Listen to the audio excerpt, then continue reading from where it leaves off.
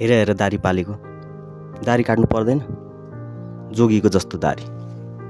बिछोडको परिणाम हुनुपर्छ यो दारी। आदि इत्यादि सवाल जवाबले कान पाकेर झर्न मात्र बाँकी। प्रश्न र मान्छे दुवै गलत। प्रश्न, दारी किन काटेको? अनि जवाबी मान्छे, दारी काट्ने हुनुपर्ने। जे भन्न मन लाग्छ भन, दारी त देन।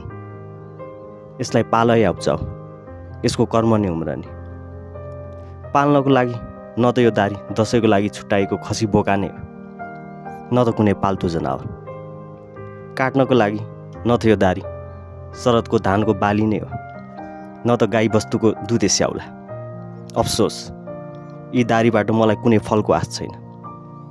आखिर यो दारीले कसको के बिगार गरिदियो? कि कतै कसैको बाली पो नष्ट गरिदियो, या त दिउँसै कसैको घरमा चोरी गर्न पुग्यो। किन यति निर्दोष दारीमा यति अत्याचार, अनि रिस र डाहा? अनि भन्छन् दारी त बिछोडको परिणाम। बिछोडमा दारी होइन, मदिरा पालिन्छ, त्यही पनि पेटमा। छिनभरमा भुलिन्छ अनि फेरि हाँसिन्छ। काटे सानो भाइ, पाले ओहो दाइ। यी सम्बोधनले के लाग्छ? मैले चोट खाएँ होला? यी चोट त कल्पनामै सीमित। आखिर गल्ती कसको?